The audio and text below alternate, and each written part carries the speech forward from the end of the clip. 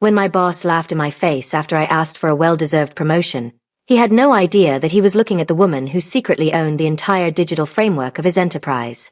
I sat in that dimly lit hotel room, watching him casually adjust his expensive smartwatch without an ounce of remorse. The chilling realization hit me that 6 years of my life had been completely stolen by a corporate thief. I had spent countless sleepless nights building their framework from absolute trash until it ran more efficiently than a luxury sports car. My dedication resulted in dozens of deployed modules and massive pivots, yet my reward was total disrespect. He told me that raises were only meant for big-picture thinkers, leaving me to stare at the ceiling in pure disbelief. It was at that exact moment that I decided to destroy his empire. The core architecture that they proudly showcased to every single wealthy investor was born in my damp basement apartment.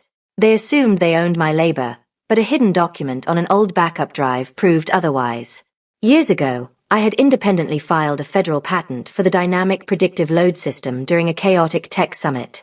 Nobody at the firm cared about legal filings back then, which left the ownership entirely in my hands. For a long time, I forgot about that legal document because burnout and corporate manipulation had clouded my mind. However, his cruel laughter became the ultimate catalyst that forced me to finally weaponize my hidden asset. I spent 4 intense days secretly rebuilding the entire prototype inside a secure private network where their tracking software could never detect me. My fingers flew across the keyboard as a plan for absolute reclamation took shape. By the following Friday, I secured a confidential meeting with Zenith Systems, the fiercest competitor in our industry. I met with their engineering director, a sharp woman named Vivian who possessed zero patience for corporate games. When I slid the data drive across the glass table, she examined the registration number and realized I held the keys to the kingdom. We both knew this action would trigger an absolute war. Vivian recognized that my former employer had constructed their entire cloud network on a massive legal violation. Within hours, the legal team of Zenith Systems drafted a major licensing proposal that completely guaranteed my financial freedom. I also uploaded a highly advanced version of the engine that solved processing issues their rivals had been struggling with for years. The trap was officially set, and the countdown to their destruction had begun. The next morning, I delivered a formal notice regarding intellectual property infringement directly to the inbox of my executive director. When he finally opened the document, he undoubtedly panicked because it contained a severe warning from the legal department of Zenith Systems. Within an hour, my corporate access was completely revoked, but my personal phone began exploding with frantic messages from terrified managers demanding answers. The furious text messages from Brandon escalated from desperate pleas for rationality to outright insults and vicious name-calling. He called me a vindictive child who did not understand the consequences of my actions, but I understood perfectly. My legal counterattack included an extensive timeline of code updates that proved my solitary authorship beyond any shadow of doubt. The corporate lawyers tried to claim there was a simple misunderstanding, but we had the receipts. An engineer from my old department secretly sent me an internal memo detailing the absolute chaos unfolding behind closed doors. The executives were frantically purging communication histories and canceling high-profile speaking engagements for Brandon because the legal risk was too severe. Seeing their panic gave me a profound sense of satisfaction, and I framed that message as a reminder of my triumph. The public narrative was about to shift completely. Vivian used her industry connections to ensure that the brewing legal battle reached the front page of major technology publications. A massive headline soon exposed the startup darling for stealing vital code from a female engineer, featuring a glaring side-by-side comparison of my diagrams.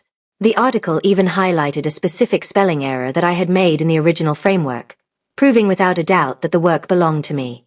The true reckoning occurred on Monday morning during the highly anticipated quarterly earnings broadcast of the company. While the chief executive spoke to investors using empty corporate phrases, I monitored their live system telemetry from my desk. A former colleague had granted me administrative access to their server network, allowing me to watch the digital infrastructure crumble in real time. Zenith Systems had officially activated my superior engine across the street. As their core network buckled under the sudden shift, system latency multiplied and widespread authentication failures began to spike.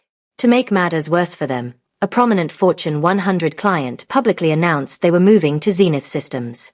The online developer community immediately recognized my signature coding style from past tech demonstrations, causing my professional network to overflow with incredible job offers and praise. By noon, the stock price of the company plummeted drastically, forcing regulators to temporarily halt all public trading. I sat in a quiet coffee shop with Vivian, watching the entire corporate empire unravel on a tablet screen. Brandon was terminated by the board of directors that same evening for gross negligence and failing to disclose the severe legal conflict. The man who had mocked my worth was now utterly ruined. The following morning, I arrived at the corporate headquarters just to witness Brandon being escorted out of the building. I held an envelope containing a copy of his termination letter along with a memory drive labeled with a simple message. I told him he should have granted me the raise when he had the chance. He stared at me through the glass doors in complete silence, realizing his throne was gone. Their desperate interim management team attempted to file a ridiculous lawsuit against me, claiming that I had intentionally sabotaged their enterprise. The legal experts at Zenith Systems immediately crushed the complaint by proving my patent existed long before my employment contract.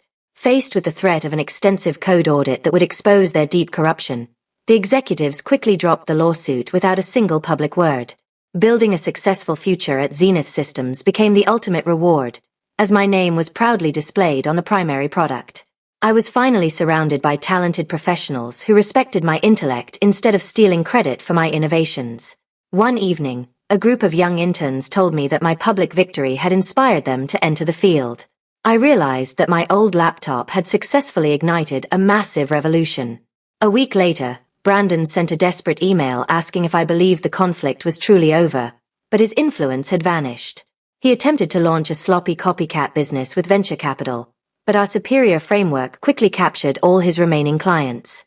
Standing on stage at a major technology conference before thousands of people, I shared my journey of reclamation. I advised every ignored creator to secure their rights and light the match.